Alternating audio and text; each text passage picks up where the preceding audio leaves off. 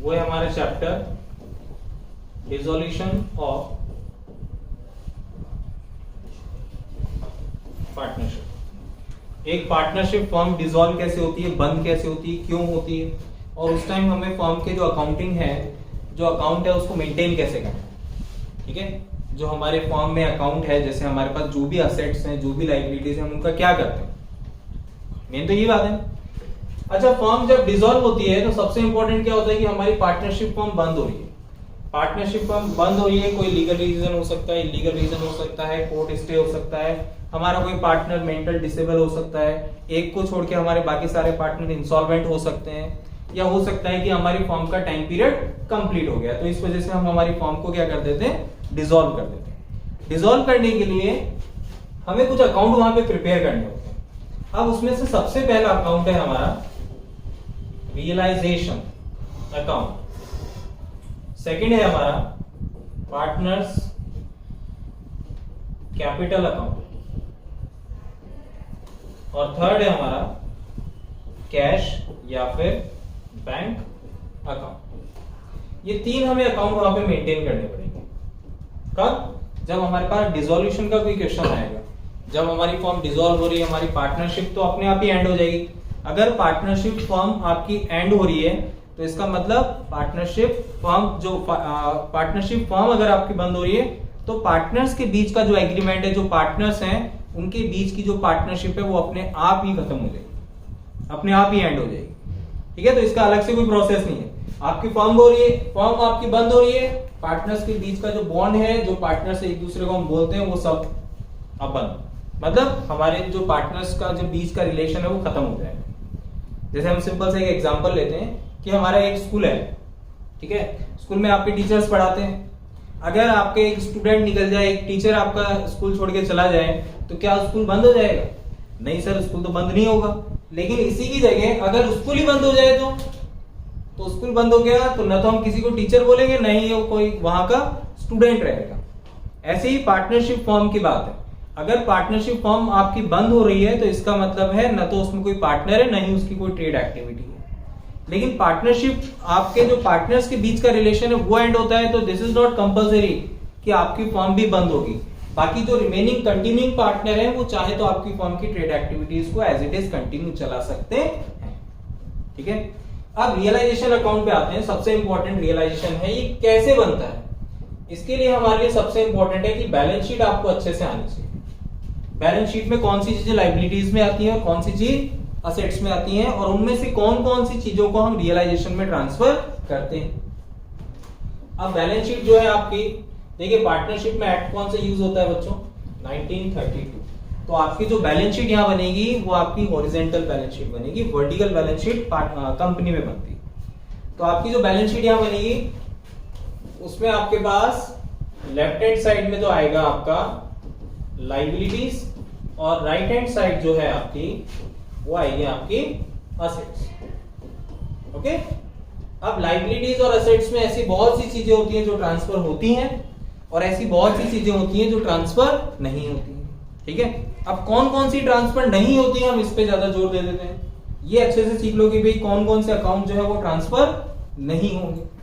जैसे cash, bank, P&L, partners का capital account और पार्टनर्स का करंट अकाउंट, और मे बी पॉसिबल किसी पार्टनर का लोन भी हो सकता है। तो सर ये कुछ अकाउंट हैं जो ट्रांसफर नहीं होते।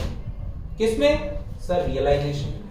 अभी अपन पढ़ेंगे कि रियलाइजेशन होता है क्या, उसके बारे में भी अपन पढ़ेंगे। और लायबिलिटीज में हमारे पास क्या क्या है जो ट्रांसफर नहीं होते हैं, current account, capital account, P&L, कोई रिजर्व, ठीक है, और पार्टनर्स का लोन अकाउंट। सर ये अकाउंट ट्रांसफर नहीं होते। ये अकाउंट ट्रांसफर नहीं होते हैं तो बाकी इनके अलावा जो भी अकाउंट है वो सारे हम रियलाइजेशन अकाउंट में ट्रांसफर कर देंगे। अब इसमें एक चीज आपको नोटिस करेंगे आप, यहाँ पे P&L मैंने दो जगह लिखा हुआ है। ये जो P&L आपका असेट्स में आता है ये आपके लिए क्या है, लॉस, और ये जो P&L आपका लायबिलिटी में है ये आपके लिए क्या है बच्चों, प्रॉफिट। ठीक है, तो अपन को ध्यान रखना है कि ये अकाउंट जो होते हैं ये आपको बैलेंस शीट से रियलाइजेशन में ट्रांसफर नहीं करना। इनके अलावा जितने भी अकाउंट है आपको सबको बैलेंस शीट से रियलाइजेशन में ट्रांसफर करना है, उनसे हमें रियलाइज करना है, उनके जो पैसा आएगा उससे हम लाइबिलिटीज को पे करेंगे, इसलिए हम रियलाइजेशन अकाउंट। ठीक है, अब इसको एक बार और रिपीट कर देते हैं इस पॉइंट को।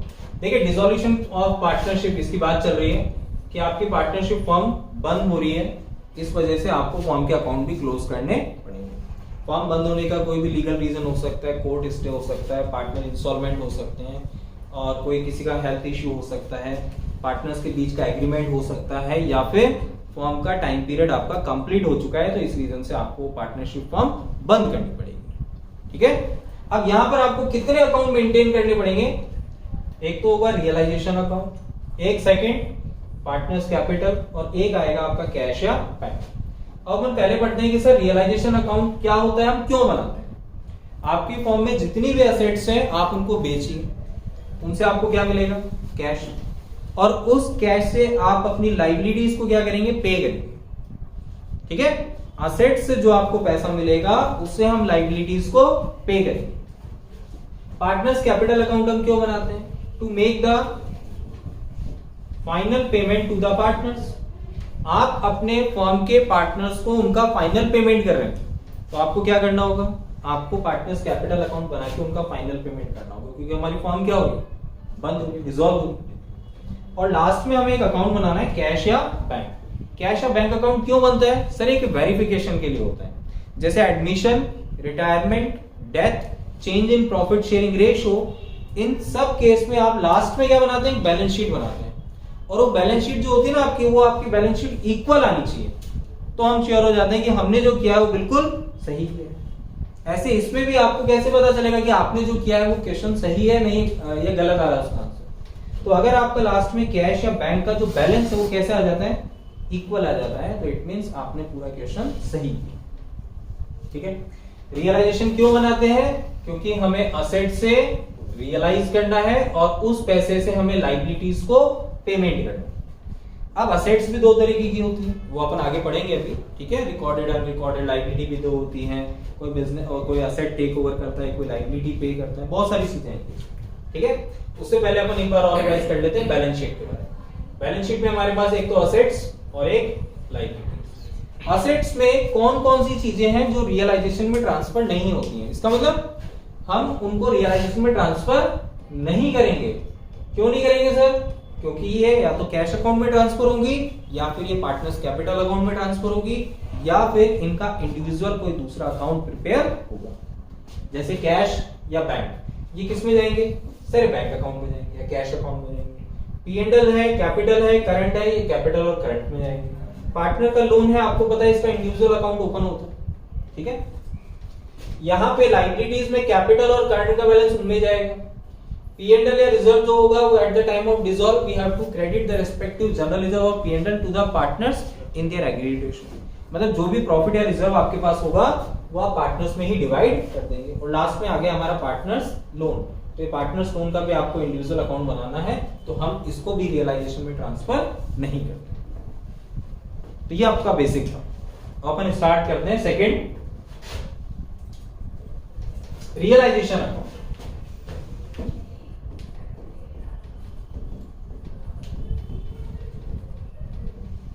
देखो, रियलाइजेशन अकाउंट जो होता है आपका, इसमें सबसे इंपॉर्टेंट ये है कि आपको भाई पहले जो फर्स्ट जो बेसिक था वो मैंने आपको बता दिया कि सर असेट्स और लाइबिलिटीज में से क्या क्या चीजें ट्रांसफर होती हैं और क्या नहीं होती। ठीक है, जैसे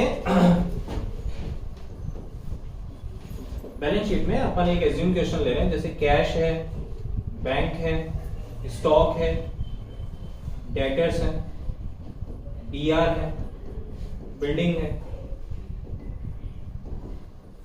लाइबिलिटीज में ए और बी की कैपिटल है, और जनरल रिजर्व है, क्रेडिटर्स हैं, और बिल्स पेबल है। अब हमें आइडेंटिफाई करना आना चाहिए कि सर इसमें से कौन कौन से अकाउंट ट्रांसफर हो जाएंगे और कौन से नहीं होंगे। जैसे बैलेंस शीट में से कैश, बैंक, ट्रांसफर नहीं होगा। कहां पे? रियलाइजेशन। सर बाकी स्टॉक, डेटर्स, बीआर और बिल्डिंग, ये चारों अकाउंट ट्रांसफर होंगे। अभी तो अपन ने पढ़ा क्यों? अब लाइबिलिटीज में ए और बी की कैपिटल ट्रांसफर नहीं होंगी, ठीक है। जनरल रिजर्व भी ट्रांसफर नहीं होगा। क्रेडिटर्स यस ट्रांसफर होंगे, बीपी यस ट्रांसफर होंगे। Okay clear? तो रियलाइजेशन जो बनेगा आपका with the help of balance sheet, आपको पहले रियलाइजेशन अकाउंट बनाना है। तो सर जो बैलेंस शीट आपके पास है,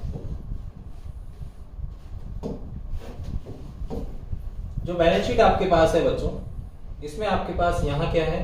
असेट्स, और यहां पर क्या होगी? लाइबिलिटीज।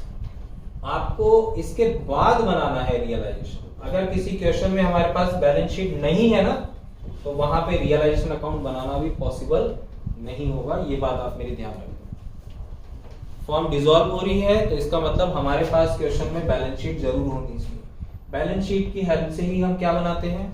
रियलाइजेशन। अगर आपके पास बैलेंस शीट नहीं है तो इसका मतलब you have to prepare the memorandum balance sheet, ठीक है। अब रियलाइजेशन जो अकाउंट है आपका, अब इसमें क्या करना है? अब असेट जो है वो यहां पे ट्रांसफर हो जाएंगे। किस नाम से आएगी बच्चों? To assets. लाइबिलिटीज जो आपकी ट्रांसफर हो जाएंगी वो हो जाएंगी बाय लाइबिलिटीज। लेकिन सर असेट्स में तो बहुत सारे आइटम होते हैं, लाइबिलिटीज में बहुत सारे आइटम होते हैं, क्या सारे ट्रांसफर हो जाएंगे क्या? नहीं, अभी हमने फर्स्ट पेज पे जो पढ़ा है कि सर असेट्स में से कौन कौन सी चीजें अपन को स्किप करनी है, इनको हमें ट्रांसफर नहीं करना है, और लाइबिलिटीज में जो जो है उनको भी आपको स्किप करना है, बाकी को आपको इजीली रियलाइजेशन अकाउंट में ट्रांसफर कर सकते हैं। तो असेट जब ट्रांसफर होंगी तो असेट्स यहां पर आ जाएंगे, टू असेट्स, ठीक है। लाइबिलिटीज आपकी आ जाएगी बाय लाइबिलिटीज, ठीक है। अब इसी में हम आगे बढ़ते हैं।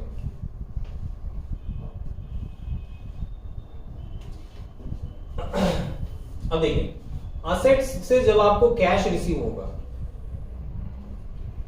दो ही ऑप्शन होते हैं, फ्री में दे दो किसी को, दे भी सकते हैं, ठीक है। लेकिन अगर आप आपकी असेट्स को बेचते हो मार्केट में जाके, तो आपको क्या मिलेगा वहां पे? कैश। तो आप क्या लिखेंगे? बाय कैश या फिर बाय बैंक। और दूसरा ऑप्शन हमारा ये हो सकता है कि हमारी जो असेट्स है ना, वो हम बेच नहीं रहे हैं, कोई पार्टनर हमारी असेट्स को क्या कर रहा है? टेक ओवर कर रहा है, रख रहा है। तो अगर किसी पार्टनर ने आपके असेट्स टेक ओवर कर ली तो उस पार्टनर का नाम आ जाएगा यहाँ पे। पार्टनर्स कैपिटल भी आ सकता है और करंट भी आ सकता है। कैपिटल कब आएगा?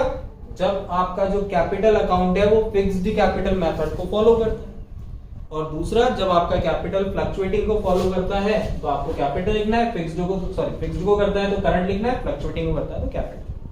सेम यही प्रोसेस आपको रिवर्स में आना है। लाइबिलिटीज में भी आपके पास दो ऑप्शन हो सकते हैं। जब आप कोई लाइबिलिटीज पे करेंगे तो आपको क्या लिखना है? To cash. और जब आपकी लाइबिलिटी कोई पार्टनर पे कर रहा है तो आपको क्या लिखना है? To partners capital.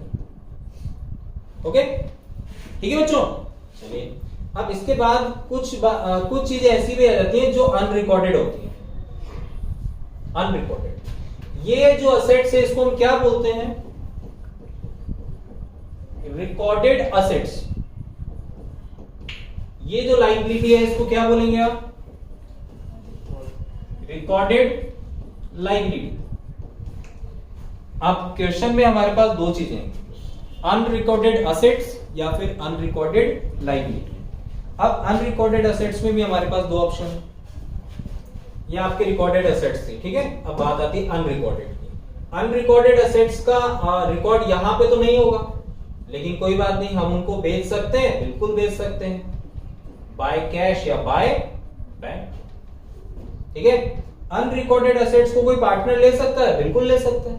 तो आपको यहां क्या लिखना है? बाय पार्टनर्स कैपिटल या करंट। ये कौन सी लाइबिलिटी है? Recorded liability. अगर आप अनरिकॉर्डेड लाइबिलिटी को अनरिकॉर्ड लाइबिलिटी अगर आप पे करते हैं तो आपको क्या लिखना है? टू कैश या बैंक। और अनरिकॉर्डेड लाइबिलिटी को कोई पार्टनर अगर पे करता है तो हम क्या लिखेंगे? टू पार्टनर्स कैपिटल या करंट। तो छोटी सी एक बात है बच्चों, ध्यान रखना, अगर आपकी असेट्स चाहे वो रिकॉर्डेड हो या अनरिकॉर्डेड हो, उसका ट्रीटमेंट जो है वो दोनों तरीके से होगा, दोनों तरीके से होगा। ठीक है, जैसे असेट्स को आप बेचते हैं तो क्या लिखते हैं,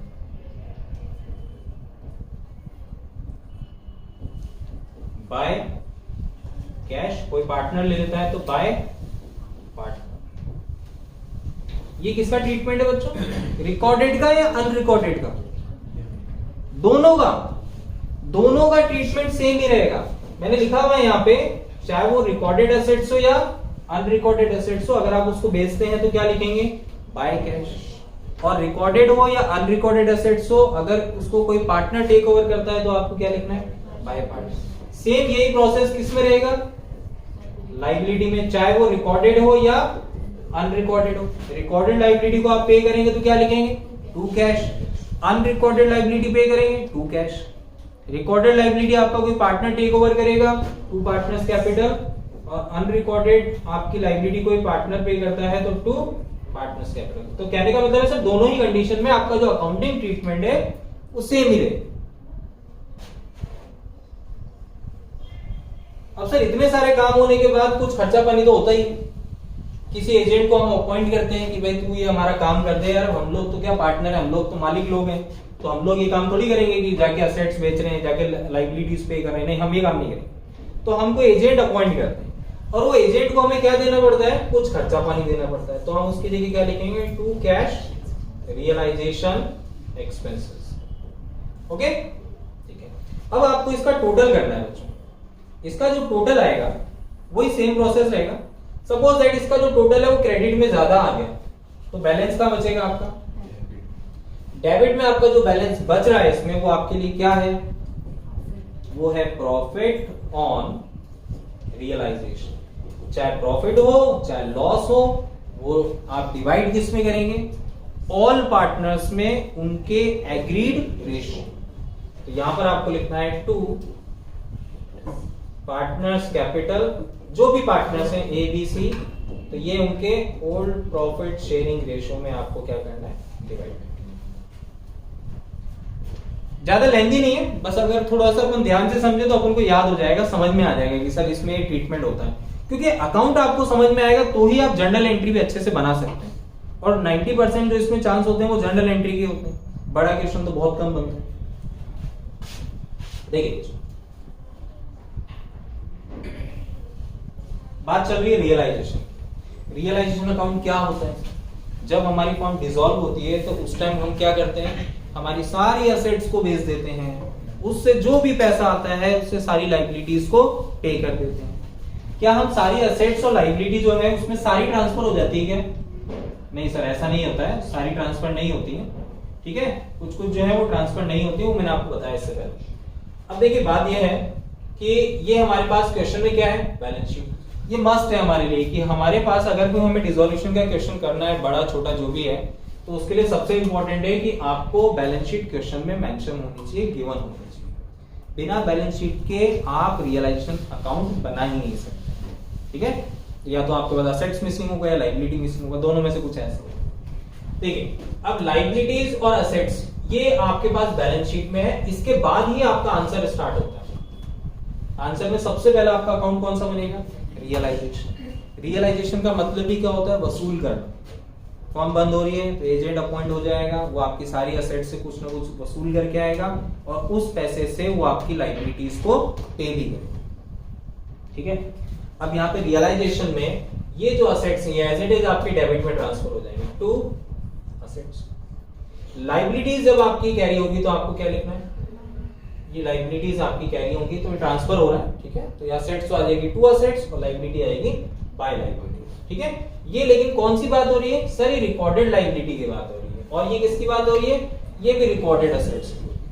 आप ट्रांसफर किसको कर सकते हैं, रिकॉर्डेड असेट्स और रिकॉर्डेड लायबिलिटी को ही हम ट्रांसफर कर सकते हैं। ठीक है, अब रिकॉर्डेड असेट्स को अगर आप बेचते हैं, आपको उससे कुछ पैसा मिलता है, तो आप क्या लिखेंगे, बाय कैश या बाय बाय।